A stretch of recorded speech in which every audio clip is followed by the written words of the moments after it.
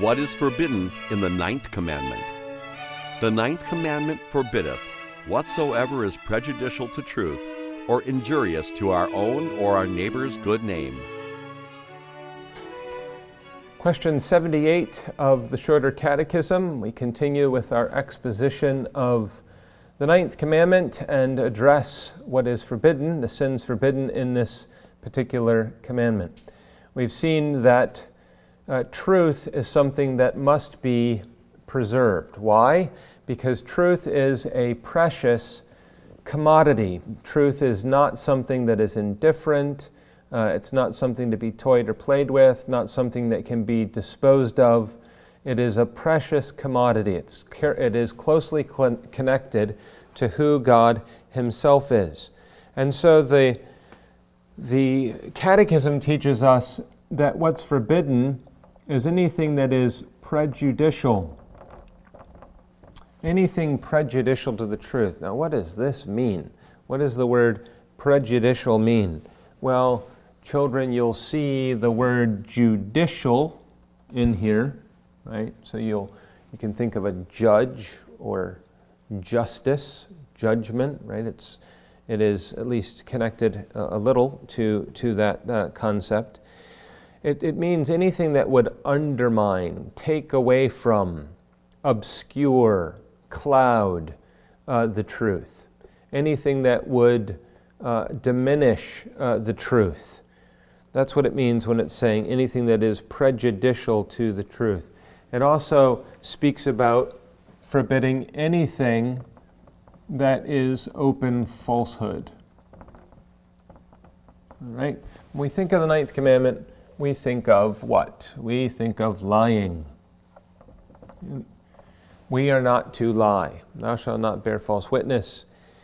It includes this idea of lying. Now, what is lying?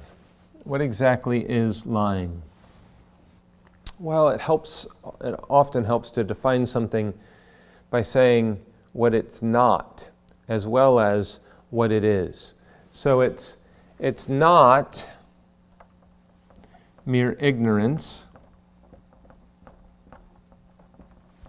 and it's not misinformation. What do I mean? I need to define these words now.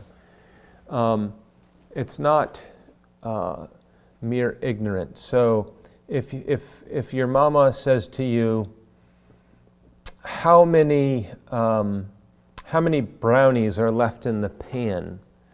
And you say 5, and in fact there are actually 6, or there are 3 brownies. You didn't know that.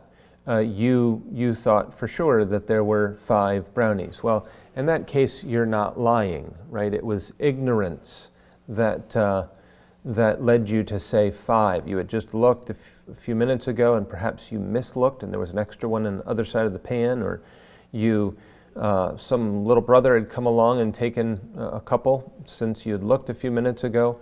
So it's ignorance. You weren't lying. Now, it's not to say that ignorance itself is sinless. So there are sins of ignorance. We've talked about that in a previous catechism class. Ignorance itself is part of a fallen world and is sinful, and in many cases it is seriously sinful to have ignorance and to communicate that ignorance. But it's not lying, and that's what we're talking about here. It's not actually lying. The same thing can be true of misinformation. Someone gives you a piece of misinformation, and then you communicate that misinformation to someone else. That's not the same as lying. When the brothers, Jacob's sons, were coming back from having met Joseph in Egypt, and you'll remember that Joseph had them hide a silver chalice in Benjamin's bag. And when they came and said, "We're going to search you, well, you've stolen something," they were not, you could say this is a sin of ignorance as well. They did not know that the chalice was in the bag. And when they report, they're reporting merely what they had been told. Joseph had given them this grain to take back to their father. And so they're reporting it. All we have is what Joseph's given us, the grain that he's given to us. So misinformation is not lying either. Lying is a voluntary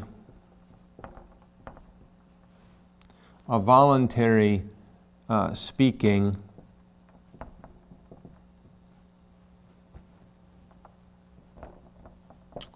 what is known falsehood.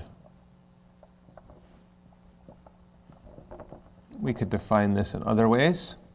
Perhaps there are better definitions, but this will serve our purposes here. It's voluntarily expressing what is false. Voluntarily expressing what is false. So we know the truth in our mind, and we speak something that is not corresponding to that truth. Something that is false. Now this can be aggravated in a lot of different ways. If we are telling something that is false in an effort to deceive someone, the design is to lay a snare and deceive them, that aggravates it. If we're telling something that is false and the design is to bring harm to another person, well, that would aggravate the sin further as well. Now, there are different categories, right? Types of lies, different categories. And I'm not thinking here about the categories that the world uses. The world will say, that's just a white lie. In other words, that doesn't really matter. It's not important. It's not really wrong to just tell a little white lie. It's not a black lie. Those aren't the categories I'm thinking of. I'm thinking of categories that sometimes are overlooked. I'm not giving you a comprehensive list here, but mentioning some things that may go overlooked. There are jesting lies. So you say something that is false as a means of diversion, right? So a person will say, I'm just kidding. I'm just kidding. Well, it's appropriate, of course, to be playful and to have lawful use of humor, and we're grateful. Laughter does work like medicine, as the Bible tells us. But all too often, the phrase, just kidding, is cover. It can be cover for lying. Perhaps it would be more accurate to say, rather than saying, well, I'm just kidding, it'd be more accurate to say, oh, I'm just lying. Because there are times when we hide a lie when it's exposed, under these kinds of labels of jesting. There are also malicious lies.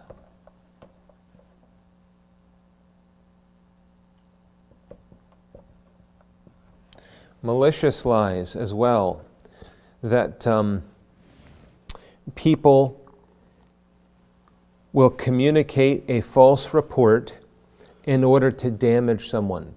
And so their goal is to use falsehood not as an end in itself, but as a means to an end.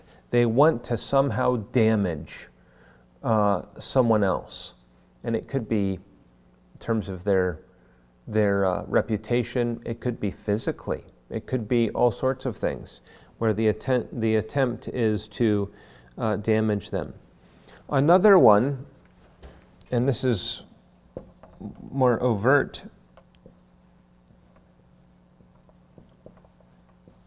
in the 9th commandment, is oaths and vows.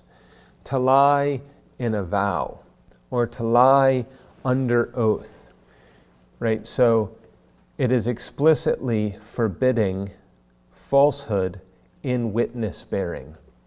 So if we are taking vows and oaths are solemn acts of worship, they are solemn means of reinforcing what we are swearing are true, swearing to God and before God are true. And so to lie under oath or in a vow is especially heinous here. This is why the Catechism says especially in witness bearing. Now think about this for a second. lying is attached to who? We said that God is truth. God is truth, and His Word is truth. Well, then what's the flip side? Falsehood belongs to the devil. The Bible tells us that he is the father of lies. So when Christ is confronting the Pharisees, he says, "You're a liar. You lie just like your father." Your father, the devil, is a father of lies.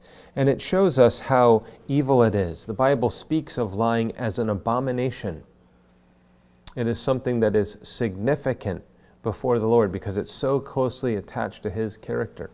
The same thing can be true when you go to the very end of the Bible. Sometimes maybe children are surprised. You're reading that last chapter in the Bible, and it's speaking about heaven, and then it speaks about those who are excluded from heaven, speaking about the reprobate who are going to hell.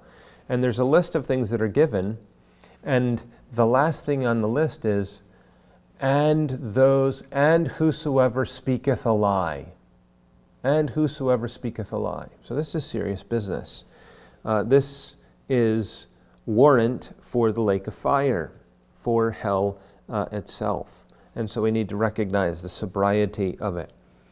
We can be injuring, we can use lying to injure the good name of others. We talked about this in the last class. One way of doing this, though, when it comes to others, is through flattery.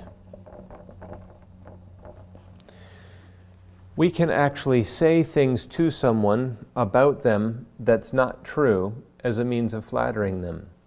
So we're spreading a net, the Bible says, for their feet in order to entangle them. It's a means of ensnaring them by elevating their pride. We're saying things to them that are not true and to puff them up.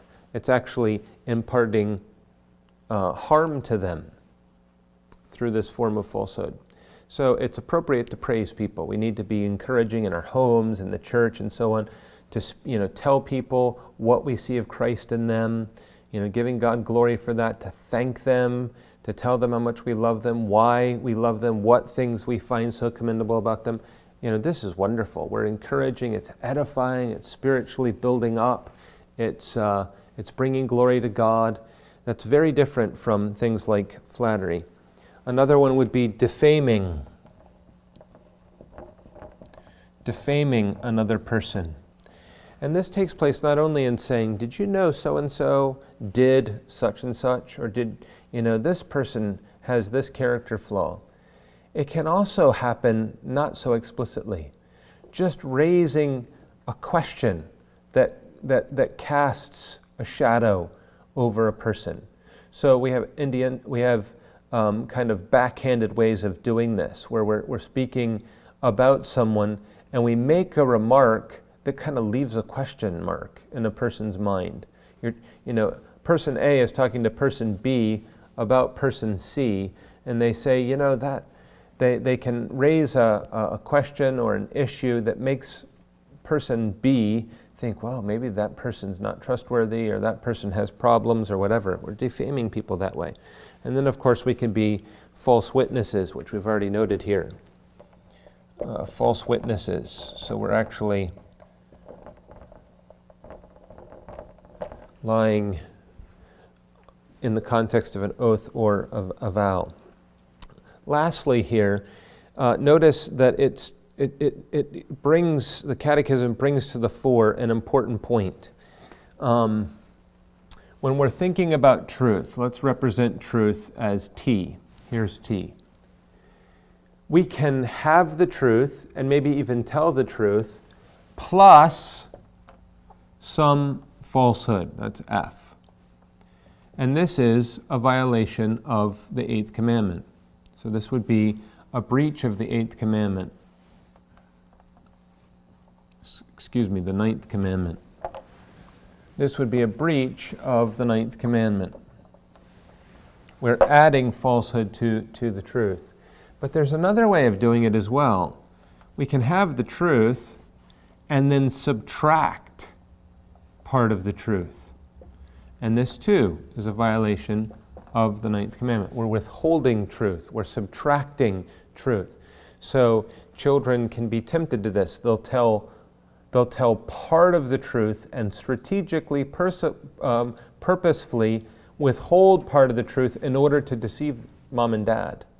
And so they won't tell what the whole truth is. And we can do this in a lot of different contexts.